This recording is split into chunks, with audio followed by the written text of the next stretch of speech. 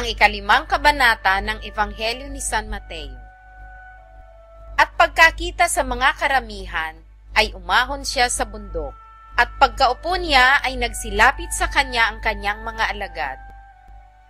At binuka niya ang kanyang bibig at tinuruan sila na sinasabi, "Mapapalad ang mga mapagpakumbabang loob, sapagkat kanila ang kaharian ng langit. Mapapalad ang nangahahapis, sapagkat sila'y aaliwin. Mapapalad ang maaamo, sapagkat mamanahin nila ang lupa. Mapapalad ang nangagugutom at nangauuhaw sa katwiran, sapagkat sila'y papagsasawain. Mapapalad ang mga mahabagin, sapagkat sila'y kahahabagan. Mapapalad ang mga may malinis na puso, sapagkat makikita nila ang Diyos. Mapapalad ang mga mapagpayapa, sapagkat sila'y tatawaging mga anak ng Diyos. Mapapalad ang mga pinag-uusig dahil sa katwiran, sapagkat kanila ang kaharian ng langit. Mapapalad kayo pagka kayo'y inaalimura, at kayo'y pinag-uusig, at kayo'y pinagwiwikaan ng sari-saring masama na pawang kasinungalingan dahil sa akin. Mangagala kayo at mangagsayang totoo, sapagkat malaki ang ganti sa inyo sa langit, sapagkat gayon din ang kanilang pagkausig sa mga propeta na nangauna sa inyo. Kayo ang asin ng lupa, ngunit kung ang asin ay tumabang, ay ano ang ipagpapaalat? Wala nang ano pamang kabuluhan, kundi upang itapon sa labas at yurakan ng mga tao. Kayo ang ilaw ng sanlibutan. Ang isang bayan na natatayo sa ibabaw ng isang bundok ay hindi maitatago. Hindi rin nga pinaniningasan ng isang ilawan at inilalagay sa ilalim ng isang takalan, kundi sa talagang lalagyan ng ilaw at lumiliwanag sa lahat ng nangasa bahay. Lumiliwanag na gayon ang inyong ilaw sa harap ng mga tao, upang makita nila ang inyong mabubuting gawa at kanilang luwalhatiin ang inyong Ama na nasa langit. Huwag ninyong isiping ako'y naparito upang sirain ang kautusan o ang mga propeta. Ako'y naparito hindi upang sirain, kundi upang ganapin. Sapagkat katotohanang sinasabi ko sa inyo, hanggang sa mga wala ang langit at ang lupa, ang isang tuldok o isang kudlit, sa anumang paraan ay hindi mawawala sa kautusan, hanggang sa maganap ang lahat ng mga bagay. Kaya't ang sinumang sumuway sa isa sa kaliit-liitang mga utos na ito, at ituro ang gayon sa mga tao, ay tatawaging kaliit-liitan sa kaharian ng langit. Datapwat ang sinumang gumanap at ituro, ito'y tatawaging dakila sa kaharian ng langit. Sapagkat sinasabi ko sa inyo, na kung hindi hihigit ang inyong katwiran sa katwiran ng mga eskriba at mga fariseyo, sa anumang paraan ay hindi kayo magsisipasok sa kaharian ng langit. Narinig ninyo na sinabi sa mga tao sa una, "Huwag kang papatay," at ang sino mang pumatay ay mapapasapanganib sa kahatulan. Datapwat sinasabi ko sa inyo, na ang bawat mapuot sa kanyang kapatid ay mapapasapanganib sa kahatulan, at ang sino mang magsabi sa kanyang kapatid, "Raka," ay mapapasapanganib sa Sanhedrin, at ang sino mang magsabi, "Ulol ka," ay mapapasapanganib sa impyerno ng apoy. Kaya't kung ihahandog mo ang iyong hain sa dambana, at dooy maalala mo na ang iyong kapatid ay mayroong anumang laban sa iyo, iwan mo roon sa harap ng dambana ang hain mo, at yumaon ka ng iyong lakad. Makipagkasundo ka muna sa iyong kapatid, at kung magkagayon, ay magbalik ka at ihandog mo ang iyong hain. Makipagkasundo ka agad sa iyong kaalit, samantalang ikaw ay kasama niya sa daan.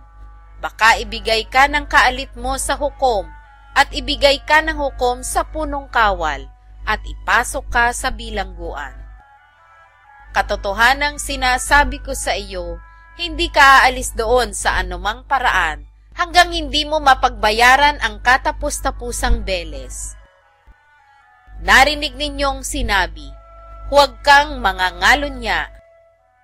Datapwat sinasabi ko sa inyo na ang bawat tumingin sa isang babae na taglay ang masamang hangad ay nagkakasala na ng pangangalunya sa kanyang puso.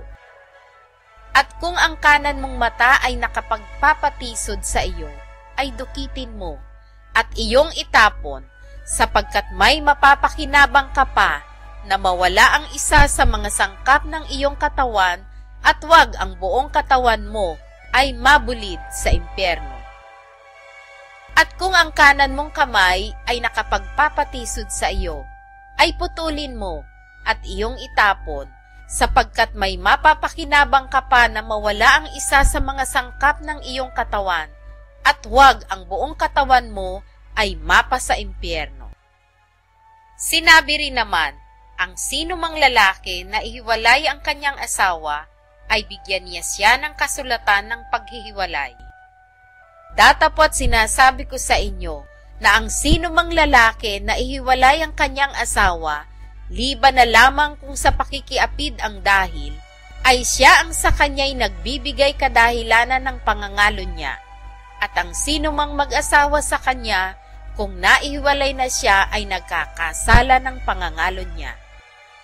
Bukod sa rito'y inyong narinig na sinabi sa mga tao sa una, huwag kang manunumpa ng di katotohanan, kundi tutup din mo sa Panginoon ang iyong mga sumpa. Datapwat sinasabi ko sa inyo, huwag ninyong ipanumpa ang anuman, kahit ang langit, sapagkat siyang luklukan ng Diyos. Kahit ang lupa, sapagkat siyang tungtungan ng kanyang mga paa. Kahit ang Jerusalem, sapagkat siyang bayan ng dakilang hari. Kahit man ang ulo mo ay huwag mong ipanumpa, sapagkat hindi ka makagagawa ng isang buhok na maputi o maitim. Datapwat ang magiging pananalita ninyo'y, oo, oo, hindi, hindi, sapagkat ang humigit pa rito ay buhat sa masama. Narinig ninyong sinabi, mata sa mata at ngipin sa ngipin. Datapwat sinasabi ko sa inyo, huwag kayong makilaban sa masamang tao, kundi sa sino mang sa iyo'y sumampal sa kanan mong pisngi, iharap mo naman sa kanya ang kabila. At sa mag-ibig na ikaw ay ipagsakdal at kunin sa iyo ang iyong tunika, ay iwan mo rin naman sa kanya ang iyong balabal. At sa sino mang pipilit sa iyo na ikaw ay lumakad ng 1 milya, ay lumakad ka ng 2 milya na kasama niya. Bigyan mo ang sa iyo'y humihingi, at huwag mong talikdan ang sa iyo'y nangungutang. Narinig ninyong sinabi, iibigin mo ang iyong kapwa, at kapopuotan mo ang iyong kaaway.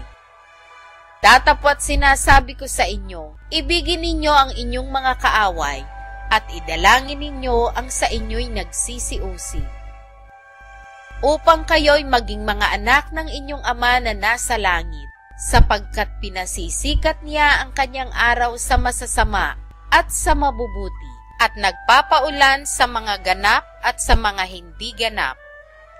Sapagkat kung kayo'y iibig sa nangagsisiibig lamang sa inyo, ano ang ganti na inyong kakamtin?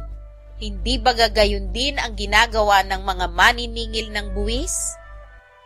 At kung ang mga kapatid lamang ninyo ang inyong babatiin, ano ang kalabisan ng inyong ginagawa? Hindi ba gagayon din ang ginagawa ng mga hentil?